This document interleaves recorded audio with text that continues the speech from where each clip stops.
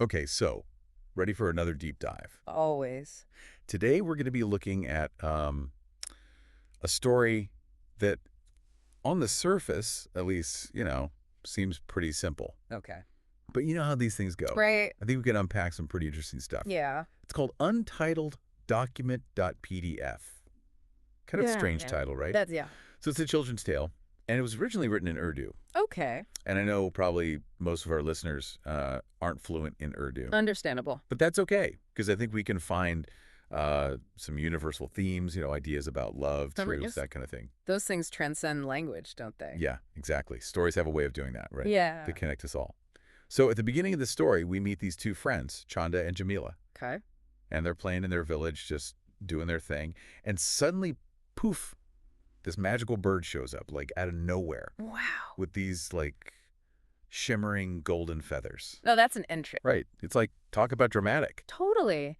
And it makes me think about how birds are often seen as, messengers or guides in a lot of cultures, Right. especially with those golden feathers. But here's the thing. This bird, it doesn't just like deliver a message. Right. It makes an offer. It does. And it's a big one, like life-changing. It offers to show them a world where all their wishes come true. Whoa. I know. Can you imagine? I mean, who wouldn't be tempted by that? I know I would be. Right. It really gets you thinking, would we just accept that? No questions asked. I don't know. It's a good question. What does that say about us? Mhm. About what we really want deep down? Yeah, for sure. Yeah. But in the story, Chanda, she's not just going to take the bird's word for it. Okay. She actually questions it. She's like, hold on, who are you and what is this magic all about?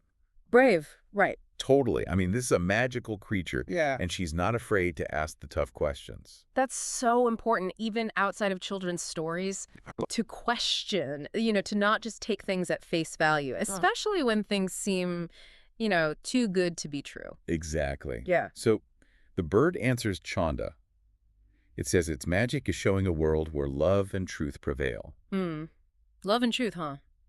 I mean, doesn't that sound pretty great? It does. But think about how they get there, how the story describes it.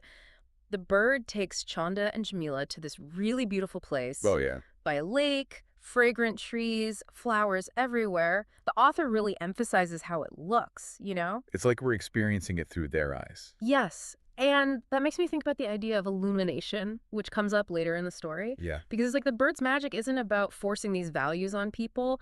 It's about showing a world where love and truth just like naturally shine through. That's a really cool way to think about it. It is. So they go on this incredible journey. They learn all about love and truth. Right. And then they come back to their